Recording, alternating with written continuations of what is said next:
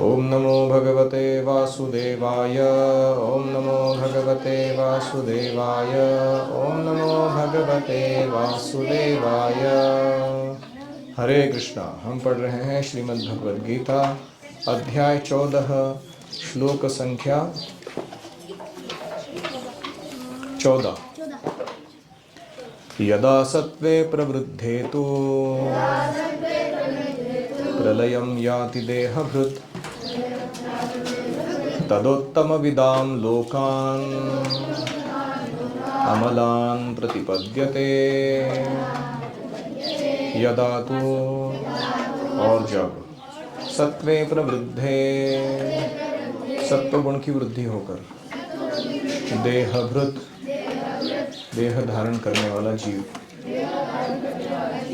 प्रलयम याति मृत्यु प्राप्त करता है तदा तब उत्तम विदाम हिरण्यगर्भ आदि के उपासकों के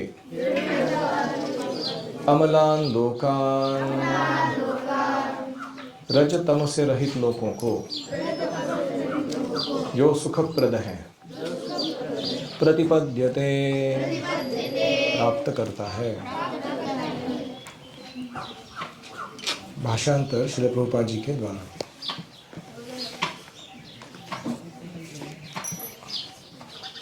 जब कोई सतोगुण में मरता है तो उसे महर्षियों के विशुद्ध उच्चतर लोकों की प्राप्ति होती है। हरि ओम सहना भवतु सहनौ भुनक्तु सह वीर्यं करवावहै तेजस्विनावधीतमस्तु मा विद्विषावहै। ओम शांति शांति शांतिः। ओम अज्ञानतिमिरान्धस्य ज्ञानाञ्जनशलाकया चक्षुरुन्मीलितं येन तस्मै श्रीगुरवे नमः। जय श्री कृष्ण चैतन्य प्रभु नित्यानंद श्री अद्वैत गदाधर श्रीवासादि गौर भक्तवृंद। हरे कृष्णा कृष्ण कृष्ण हरे हरे हरे राम राम राम हरे हरे। हरि ओम तत्सत्। हरे कृष्णा। अभी हम 3 गुणों में जब प्रलय यानी मृत्यु आती है तो व्यक्ति कहाँ जाता है उसका वर्णन सुनने जा रहे हैं। अगर कोई सत्वगुण में मरता है, रजोगुण में या तमोगुण में, तो उसका डेस्टिनेशन क्या है, वो कहाँ जाता है मृत्यु के बाद। तो आप पहला श्लोक है 14वां, उसमें कह रहे हैं कि यदा सत्वे प्रवृद्धे, जब सत्वगुण बढ़ता है प्रलयम याति, और व्यक्ति सत्वगुण में अपनी चेतना को रखते हुए मरता है, तदा उत्तम विदान लोकान अमलान प्रतिपद्यते। तो जो सिद्ध लोक, महर लोक या तपोलोक, ब्रह्मलोक, ऐसे लोक हैं, वे सारे अमलान कहे गए हैं। उसमें से भी विशेष करके ब्रह्मा जी का जो निवास स्थान है ब्रह्मलोक, वो सबसे ज्यादा, उस पर केवल सत्वगुण पाया जाता है, रजतम नहीं पाया जाता ज्यादा, इसलिए उसे कहा गया है अमलान लोकान, नीचे के लोकों में चला गया। तो ऐसे उत्तम विदाम, जो ऋषि ऐसे उच्चतर लोकों को जानते हैं, वो तमस के बाहर जा सकते हैं। ऐसे लोकों में वह सत्वगुणी व्यक्ति चला जाता है और वहाँ अनेकों वर्षों तक वास करता है। ब्रह्मा जी की आयु कितनी है? 311 ट्रिलियन 40 बिलियन ईयर्स। तो उस तुलना में हमारा जीवनमान कुछ भी नहीं है। हमारे 100 साल मतलब क्या है? तो ऐसी लंबी आयु और सत्वगुण का आनंदप्रद अनुभव प्राप्त करते हुए अपने जीवन को बिता सकता है। तो विभिन्न जीव हैं, उन विभिन्न गुणों में हैं और उनको विभिन्न लोक उसके कारण प्राप्त होते जाते हैं। रजसी प्रलयम गत्वा कर्मसंगीषु जायते तथा प्रलीनस्तमसि मूढयोनिषु जायते रजसी रजोगुण के बढ़ने पर, प्रलयम गत्वा मृत्यु होने पर, कर्मसंगीषु जायते कर्म आसक्त मनुष्यों के बीच जन्म लेता है, तथा तमसी उसी प्रकार तमोगुण के बढ़ने पर, प्रलीनः मरने पर, मूढ़ योनिषु जायते पशु कीटक इत्यादि मूढ़ योनि में जन्म लेता है।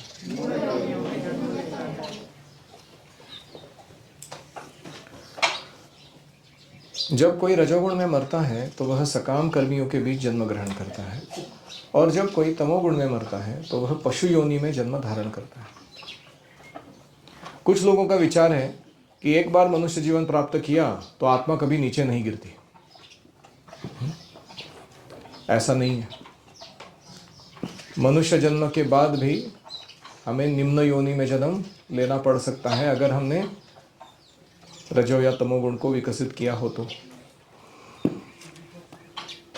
इसलिए जो तमोगुण में मरता है वो निम्न योनियों में जाता है।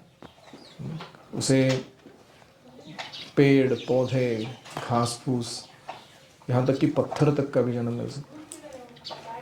वहाँ से ऊपर उठते उठते वो कीटक सरीसृप यानी पेट के बल चलने वाले जीव, और जैसे छिपकली है अन्य, ऐसे जन्म लेते लेते लेते वो पुनः पशु जन्म तक आता है।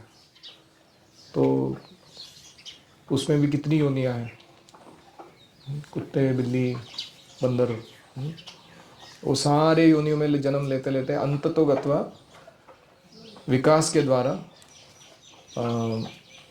ये इवोल्यूशन ऑफ कॉन्शियसनेस है, इवोल्यूशन ऑफ बॉडीज नहीं है।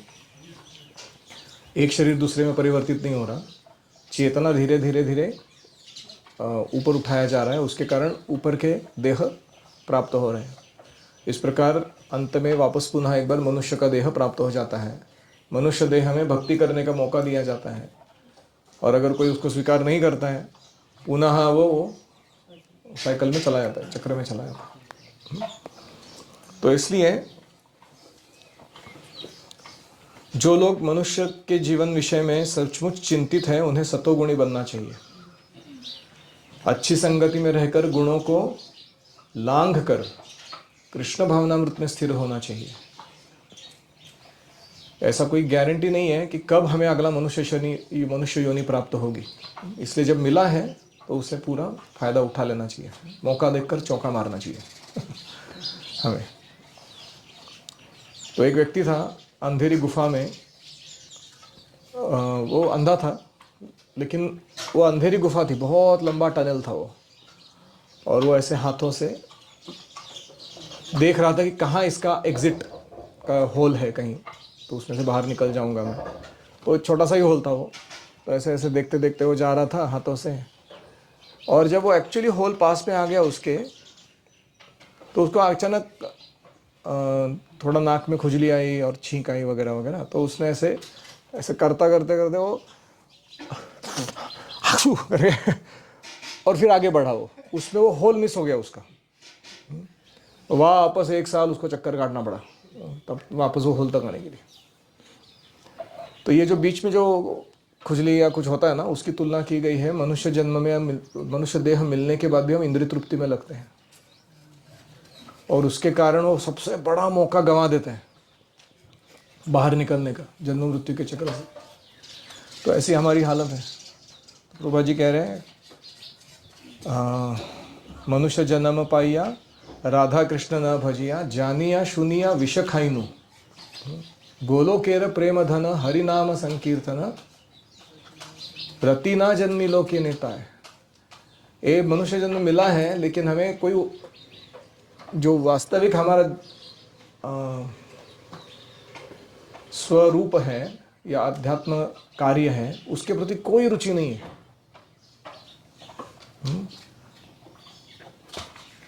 भक्तिविनोद ठाकुर कहते हैं कि अकार्य उद्योगी आमी, जो करना नहीं चाहिए वो काम करने में हम बड़े बिजी हैं लाइफ में।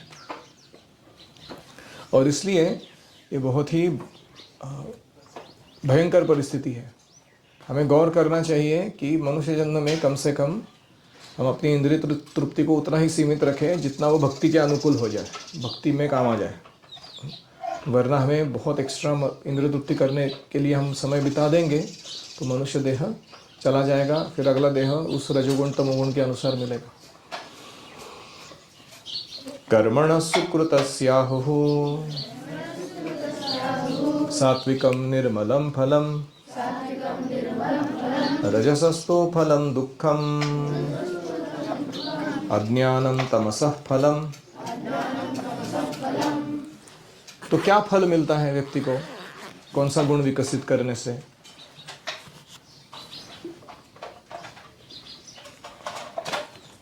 सुकृतस्य कर्मणः, सात्विक कर्म का निर्मलम सात्विकम फलम, निर्मल और सात्विक फल मिलता है। रजसः तु, राजसिक कर्म का दुःखम फलम, दुःखमय फल मिलता है। तमसः, तामसिक कर्म का अज्ञानम फलम, अज्ञानमय फल होता है। आहुहु, ऐसा पंडित गण कहते हैं।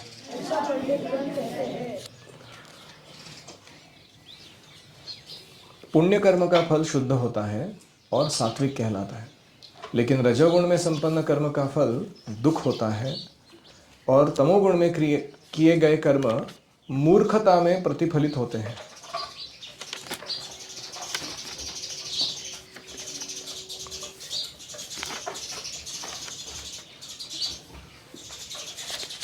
तो अभी 16 से लेकर 18 श्लोकों में एक्शन इन मोड्स, यानी कर्म और कर्मफल जो हम प्राप्त करते हैं 3 गुणों में कार्य करने पर, उसका वर्णन आ रहा है।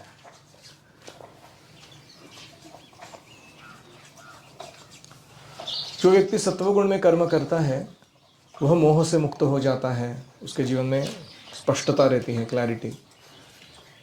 और वह व्यक्ति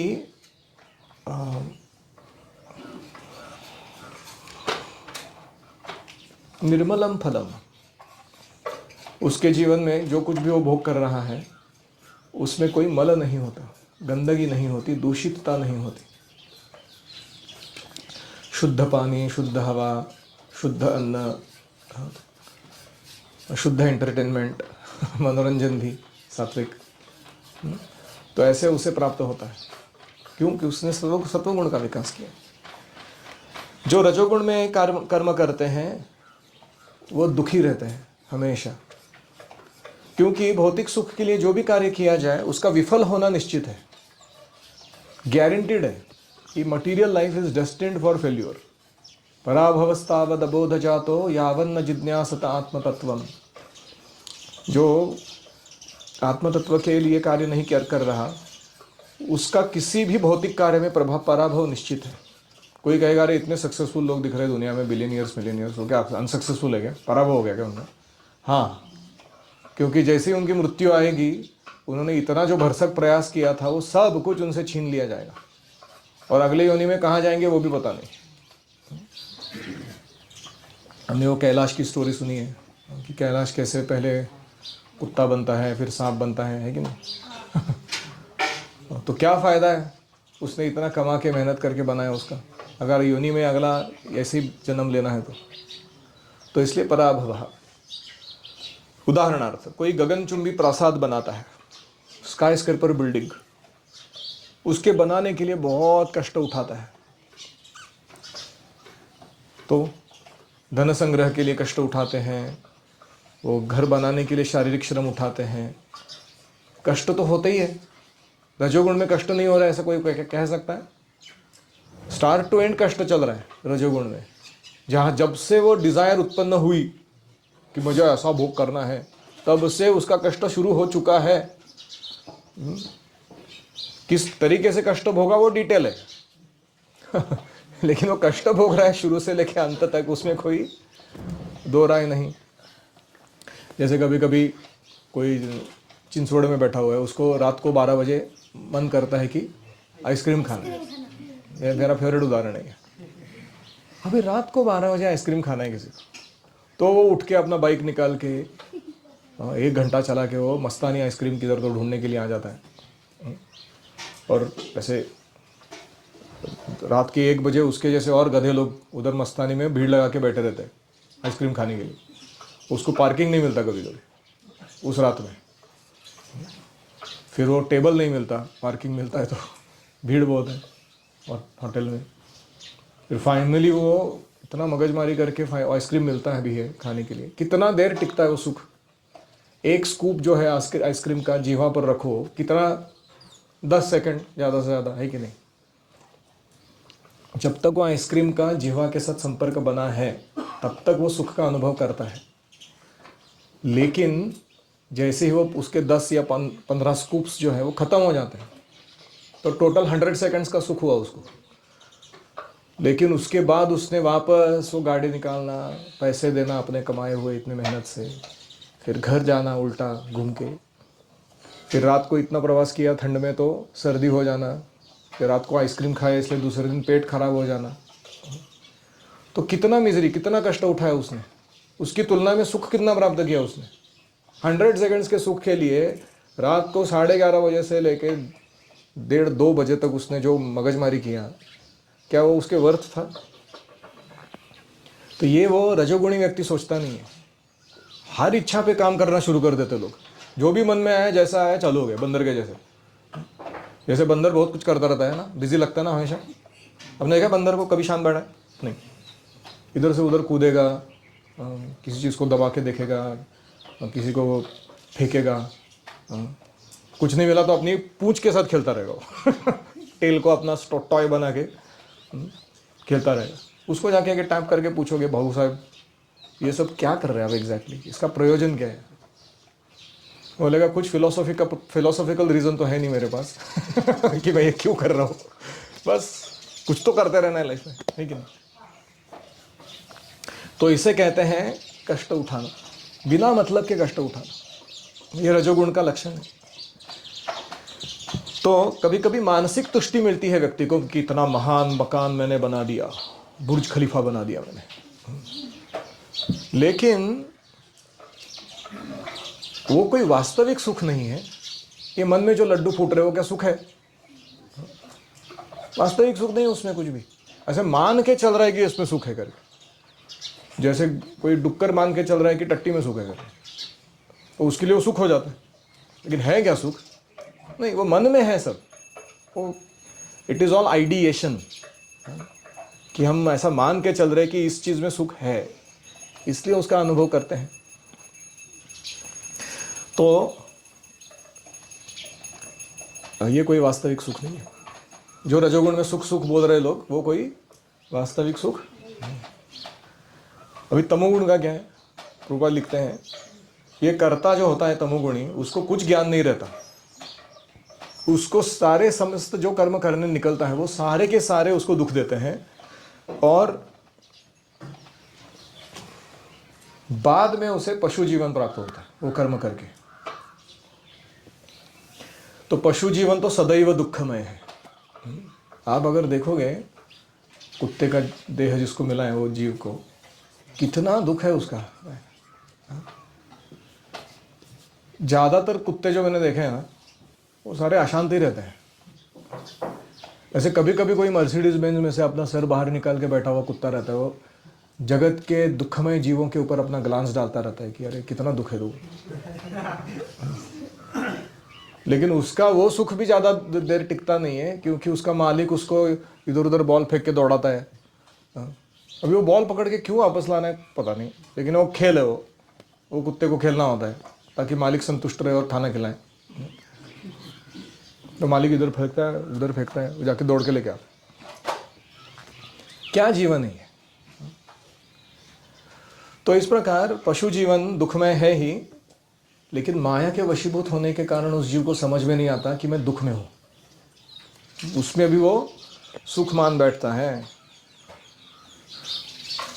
तो मनुष्य जीवन में तमोगुणी सबसे अगर कोई कार्य रहेगा तो वह है पशुवध।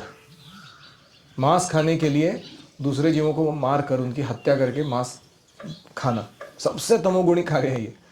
उस व्यक्ति को मालूम नहीं कि भविष्य में उसे उसी पशु का शरीर प्राप्त होगा जिसको उसने मारा, और अपना मांस काट के उसको रिपे करना पड़ेगा उस देह से। इसलिए प्रकृति का ये जो नियम है, जैसे मनुष्य का वध करने पर प्राणदंड मिलता है कि नहीं, कैपिटल पनिशमेंट, वैसे ही भगवान की आंखों में किसी भी अन्य जीव को तुम बिना कारण अगर मार डालोगे तो तुम्हें उसका दंड जरूर मिलता है।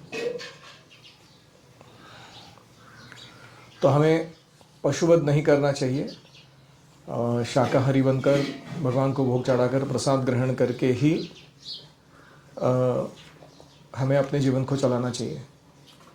मनुष्य को पशुवध की आवश्यकता नहीं है, क्योंकि अनेक अच्छी वस्तुएं ईश्वर ने प्रदान की है। अंधकार में अगर जीवन नहीं बनाना है तो मांस खाना छोड़ दीजिए। समस्त प्रकार के पशुओं में गाय सर्वोत्तम है, और इसलिए गोवध सर्वात अधिक अधम ऐसा कर्म है। गाय हमें दूध देकर सभी प्रकार का सुख प्रदान करती है, और गोवध एक प्रकार से सबसे अधम कर्म है। गोभी प्रीणीत मत्सरम, यह वैदिक साहित्य में ऋग्वेद का जो यह है उक्ति, वो सूचित करती है कि जो व्यक्ति दूध पीकर गाय को मारना चाहता है वो सबसे बड़ा अज्ञान में रहता है। तो इसीलिए बीफ कभी नहीं खाना चाहिए। बीच में बहुत सारा ऐसा बवाल उठा था कि क्या बीजेपी कर रहे लोग, यहाँ पे India has become number 1 in beef export. सुना आपने आर्ग्यूमेंट? तो कल मैं थोड़ा रिसर्च किया उसके बारे में। एक्चुअली वो बीफ नहीं एक्सपोर्ट कर रहे। भारत में बीफ एक्सपोर्ट बैन है, और वो ऐसा नहीं कि अभी बैन है, बीजेपी के कारण बैन है या अभी बीजेपी के कालखंड में बैन है, पिछले 50 सालों से बैन है। तो कैरा बीफ बोलते हैं उसको, भैंस का मांस, वो सबसे ज़्यादा निर्यात करते हैं भैंस का। तो गो और भैंस सेम नहीं है, पहली बात। ऑफ कोर्स मैं ये नहीं कह रहा हूँ कि वो भैंस का करना चाहिए, वो भी तमोगुण ही है, लेकिन भारत भूमि ऐसी है कि यहाँ कुछ चीज़ों की जो मान्यता है, उसकी जो प्रबलता है कि ये ऐसा ही होना चाहिए, गोवध नहीं करना चाहिए, गोमांस नहीं बेचना चाहिए, इसी के कारण थोड़ा बहुत बचा हुआ है भारत। जब उसका भी बंधन हटा देंगे वो लोग, पूरा समाज जो है वो कुत्ते बिल्लियों का समाज बन जाएगा। तो इसलिए विष्णु पुराण में प्रार्थना आती है, नमो ब्रह्मण्य देवाय गो ब्राह्मण हिताय च जगद हिताय कृष्णाय गोविंदाय नमो नमः। ये बहुत बार लोग गलत बोलते हैं इस प्रार्थना को, नमो ब्राह्मण देवाय बोलते हैं, ब्राह्मण्य बोलते हैं, नहीं है वो, नमो ब्रह्मण्य देवाय। अब ब्राह्मण करके कोई शब्द ही नहीं है, ब्राह्मण, ह पहले म बाद में, ब्राह्मण। गो ब्राह्मण हिताय च, गो यानी माता, गो माता, और ब्राह्मण यानी शिक्षक समाज का, जो वैदिक ज्ञान दूसरों को दे रहा है, उनके हित के लिए भगवान अवतार लेते हैं। फिर जगत हिताय, पहले गो का फिर ब्राह्मणों का हित करने के बाद फिर भगवान बोलते हैं अभी बाकी लोगों का भी हित करता हूँ, जगत हिताय। ऐसे कृष्णाय गोविंदाय नमो नमः, ऐसे कृष्ण को गोविंद को मैं नमन करता हूँ। तो तात्पर्य क्या है इस प्रार्थना में? विशेष रूप से ब्राह्मणों की रक्षा और गायों की रक्षा का विशेष उल्लेख है इस श्लोक में। ब्राह्मण आध्यात्मिक शिक्षा का प्रतीक है, और गौएं सबसे महत्वपूर्ण भोजन यानी दूध और दूध से बनने वाले अलग अलग पदार्थ, गोमूत्र और गोमय, जिससे जमीन उपजाऊ बनती है और उससे अच्छा अन्न निकलता है, उसका प्रतीक है। तो इसलिए इन दोनों जीवों को यानी ब्राह्मणों को और गैयों को पूरी सुरक्षा प्रदान की जानी चाहिए। यही वास्तविक सभ्यता की प्रगति है। मनुष्य ह्यूमन सिविलाइजेशन अगर सही में चाहिए, ये दो एलिमेंट्स बहुत महत्वपूर्ण हैं। अन्यथा वो समाज जो है वो पशु तुल्य बन जाता है। आधुनिक समाज में आध्यात्मिक ज्ञान की उपेक्षा की जाती है, यानी ब्राह्मणों को प्रोत्साहन नहीं दिया जाता, मटेरियल नॉलेज ही पढ़ाया जाता है सब जगह। और वो मटेरियल नॉलेज नहीं पढ़ा तो लोगों को लगता है मेरा जीवन चलने वाला नहीं करके। और गोवध को प्रोत्साहन दिया जाता है। इसका मतलब है कि पूरा मानव समाज जो है वो विपरीत दिशा में जा रहा है, और अपना ही जीवन नष्ट करने के पीछे काम कर रहा है। ऐसे कोई कह रहा था, ours will be the only civilisation who successfully planned, executed and watched when it happened the extinction of their own species. हम अपने ही जीव सृष्टि जो है मनुष्यों की, उसको हमने प्लान करके एग्जीक्यूट करके सफल बनते हुए देखते हुए खुद को नष्ट कर दिया हमने। ऐसे एकमात्र स्पीशी हम ही है इस दुनिया में। तो जो सभ्यता अपने नागरिकों को अगले जन्मों में पशु बनने के लिए मार्गदर्शन करती हो मॉडर्न एजुकेशन के द्वारा, और जो सभ्यता गौओं का वध और मांस खाना सिखाती हो, वह निश्चित रूप से मानव सभ्यता नहीं है। It's not human civilisation. आधुनिक मानव सभ्यता रजोगुण तमोगुण के कुमार्ग पर जा रही है। यह अत्यंत घातक युग है। समस्त राष्ट्रों को चाहिए कि मानवता को इस महानतम संकट से बचाएं, और उसको करना है तो कृष्ण भावना की सरलतम विधि को प्रदान करें। जैसे लोग कृष्ण भावना भावित होंगे वो ब्राह्मणिकल स्टैंडर्ड्स फॉलो करने लगेंगे, गैयों की रक्षा करेंगे, गौ आधारित कृषि आधारित जीवन शुरू करेंगे, और अपने आप सारा दुनिया खुशहाल हो जाएगा। एनी कमेंट्स और क्वेश्चंस?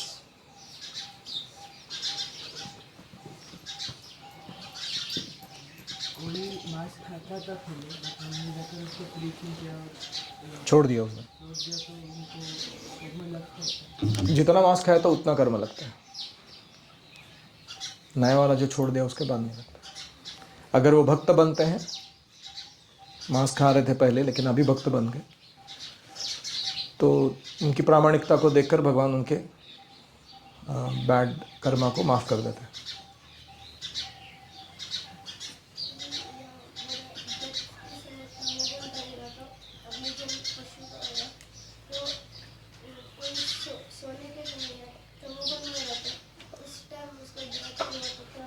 सोते समय अगर कोई मर गया और तमोगुण में ही मर गया तो क्या होगा अचानक? क्या इसलिए क्या सोना नहीं चाहिए क्या? क्योंकि डेथ कभी भी आ सकती है। देखो, भक्त जो है ना, 8वें अध्याय में हमने ये देखा था, 2 मार्ग हैं मृत्यु प्राप्त करने के। शुक्ल कृष्णे गति हते जगते शाश्वते मते। एक है वो शुक्ल पक्ष में और उत्तरायण में और सूर्य के समय, दिवस के समय वो सब शरीर छोड़ना, जो भीष्मदेव ने प्लान करके छोड़ा। दूसरा है कि चंद्रमा के प्रेजेंस में रात्रि में धूम नाम की डेटी के उपस्थिति में दक्षिणायन में शरीर छोड़ा तो व्यक्ति भौतिक जगत में लौटता है, और दूसरे वाले में वो लौटता नहीं है अगर वो ब्रह्म पर अपना चित्त स्थिर कर रहे हो। ओम इत्येकाक्षरं ब्रह्मन् व्याहरन् माम अनुस्मरन् यह प्रजाति त्यजन देहन सयाति परमाम गतिम। भगवान बोलते हैं कि ओम का उच्चारण करते हुए देह छोड़ता है अगर कोई व्यक्ति, और वो शुक्ल गति को फॉलो करता है, वो भगवत धाम जाता है, वापस नहीं लौटता जन्म मृत्यु के चक्र में। अभी ये दोनों प्रोसेस वर्णन करने के बाद, एक प्रोसेस जिससे वो लौटता नहीं है, दूसरा प्रोसेस जिससे वो लौट के आता है वापस इस संसार में, ये सबको साइड करते हुए कृष्ण और एक विधि बोलते हैं। वो कहते हैं कि मेरे भक्तों के लिए मैं क्या करता हूँ, तेषाम अहम समुद्धरता मृत्यु संसार सागरात्। हाँ, वो कहते हैं कि जो मेरा भक्त है वो आजीवन भक्ति करता है, तो हो सकता है कि उसने स्मरण वंदन श्रवण कीर्तन सब कुछ जब साधना भक्ति का उसका मौका था तो कर लिया था उसने, लेकिन जब मृत्यु आई तो ऑकवर्ड सिचुएशन में आ गई। यानी अपघात के कारण या नींद में या कोमा में कहीं पड़ा था हो, उस समय अगर उसको मृत्यु आती है और उसके प्रयास से वो मेरा स्मरण नहीं कर सकता, तो मैं उसके चित्त में उतर कर उसे मेरा खुद का स्मरण कराता हूँ और फिर उसे भगवत धाम लेकर जाता हूँ। तो ये भक्ति योगियों के लिए विशेष कंसेशन या कृपा है भगवान की। तो इसीलिए हमें आजीवन अच्छी भक्ति करनी है। हमको ये चिंता नहीं करना है कि मृत्यु से मेरा क्या होगा, वो देखेंगे अभी क्या कर रहे हैं। तो इस प्रकार से वो शुक्ल कृष्ण गति का कोई फर्क नहीं पड़ता भक्तों के लिए। वो कभी भी किसी भी स्थान में कभी भी किसी भी समय में शरीर छोड़ दे, भगवान उनकी सहायता करते हैं भगवत धाम जाने के लिए।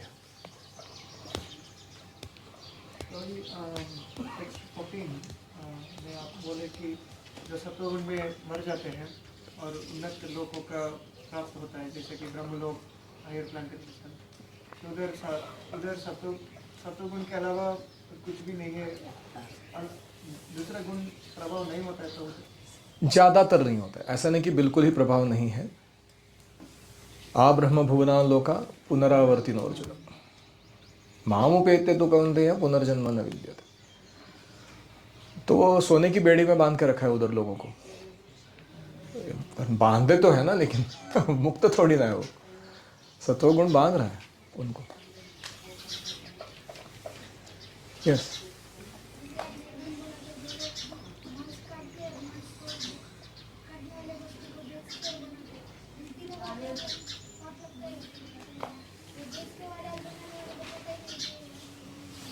हाँ, 6 लोगों को पाप लगता है मांस की प्रक्रिया में। पहला है जो पशु को काटता है, दूसरा जो उसके मांस को बेचता है, तीसरा जो उसको पकाता है, चौथा जो उसको सर्व करता है, पांचवा जो उसको खाता है, और छठा जो उसको ट्रांसपोर्टेशन करता है। ये सब को कर्मा लगता है उस पशु को मारने का।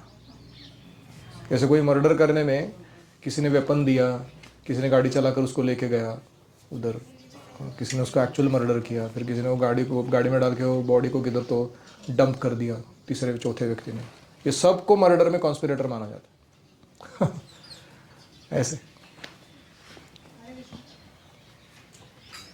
और कोई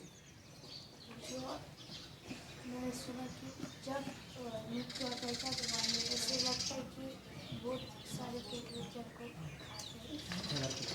हाँ, मृत्यु के समय 40 लाख बिच्छू एक साथ काटेंगे तो कितना वेदना होगा, उतना वेदना होता है।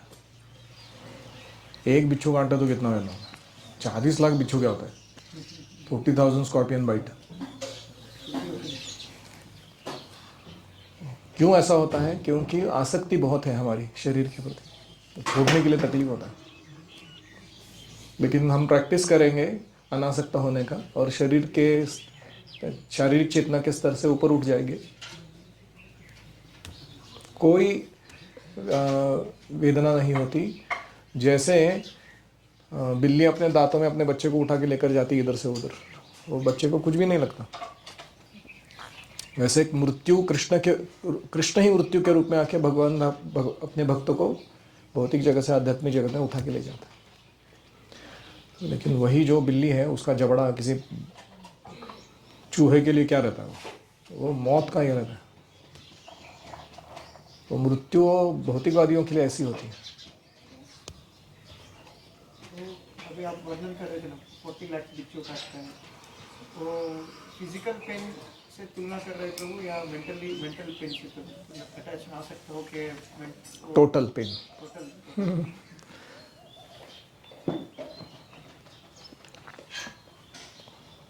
और कोई? ओम हरे कृष्णा कृष्णा कृष्णा हरे हरे, हरे राम राम राम हरे हरे।